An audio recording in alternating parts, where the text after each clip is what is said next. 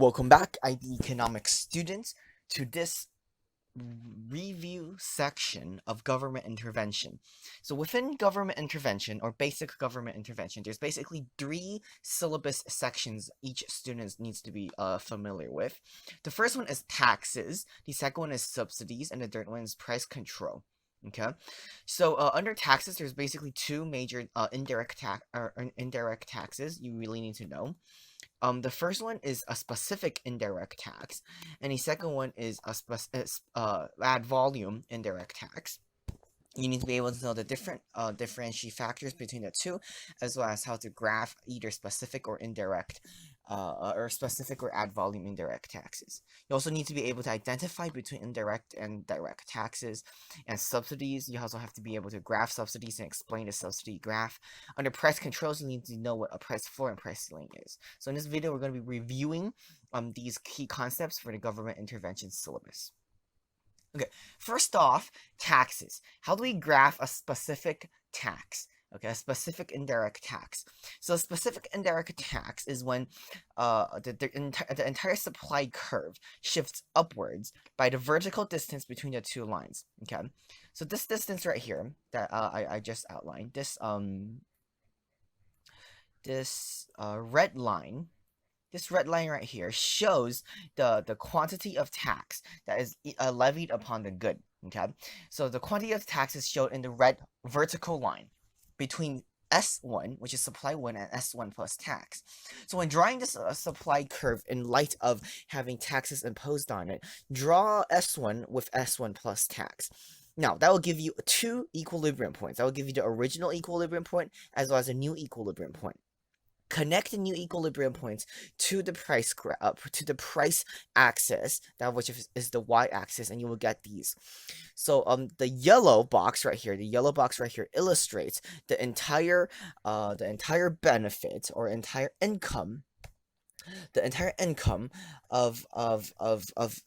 of the government in terms of the tax imposed. So this is a total gain for the government when this tax is imposed.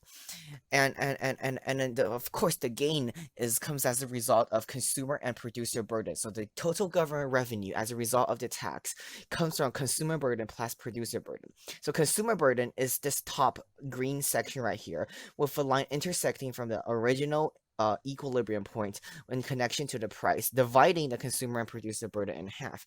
So the elasticity of the demand curve also highly influences whether or not a good harms the producers more or whether or not a good harms the consumers more.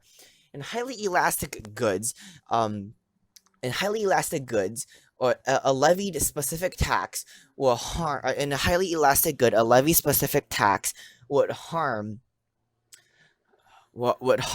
producers more. However, in a highly inelastic demand curve, levied specific taxes will harm consumers more. Okay. Now, in almost every scenario, there will be a deadweight loss, which is also known as a total welfare loss or welfare loss.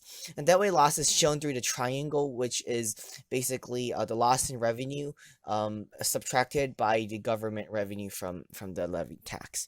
So this is how to draw the tax burden and the tax graph, as well as some explanations of it. Now, it is important to take in mind that this is specific tax. Ad volume tax, on the other hand, is where the slope of the supply curve changes, because ad volume tax is where a percentage tax is imposed. Therefore, the tax quantities increases marginally as the price of a good increases. Therefore, the slope of the supply curve after tax would change and would generally be steeper than a specific tax. Okay, so some examples of goods with ad volume tax instead of specific taxes are cars. Like a 5% tax on cars, for example, would be a great example of ad volume tax. So it's important to be able to differentiate between the two. You may not have to calculate it unless you're HL. If you're SL, you just have to be able to know what the difference is between ad volume and a specific tax is. Okay. Right. What are subsidies? Okay. Subsidies could basically be seen as reverse taxes, where the government gives money or benefits to companies or firms or people, therefore increases the quantity supplied at any given point. So a subsidy is basically reverse tax, right? So the original supply curve is right here. And with a subsidy, which is shown in the quantity of this red vertical bar right here, the entire supply curve shifts downwards with the supply curve. Therefore, this supply curve shows that. Under this new supply curve, there is a total welfare loss, or a welfare loss, or a deadweight loss, as shown in this triangle right here. Okay. And then this pink box right here illustrates the total burden of the subsidy on the government. That of which shows that because the total expenditure the government has to spend is greater than this green box right here, illustrating the benefit for subsidies of the consumers, therefore showing that there is a welfare loss, showing that despite government spending money on this, a lot of the money actually goes wasted and does not benefit the producers at all. What are some notable industries with high subsidies? The American coin industry, the dairy industry, and other agricultural sectors are usually heavily subsidized by governments to encourage farmers and to ensure that the interests of producers are met in the economy. So this is the interpretations of a subsidy graph. If you're familiar with the tax graph, then a subsidy graph isn't really that hard, in the sense that the only major difference is that the entire supply curve shifts downwards, and that the deadweight loss is outside instead of inside. Okay. Now that we have covered taxes and subsidies, another major government intervention syllabus right here is price control. Okay, within price control, there is price ceilings and price floors. Price floors are minimum prices a good must be legally sold at, which means the good may not be sold at lower prices at any given level. Okay, so price floors are basically are minimum prices, and price floors set to protect the interests of producers, while price ceilings set to protect the interests of consumers.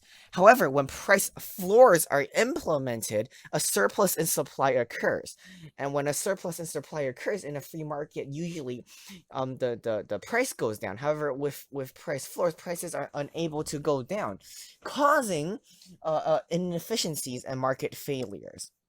In price ceilings, maximum prices of a good are set and must not be legally exceeded, which means that a good may not be able to sold at prices higher than a given price level, that of which protects the interests of consumers. However, when the interests of consumers are met, there will be a surplus of supply and an undersupply of demand, causing market failures, causing a market inefficiency.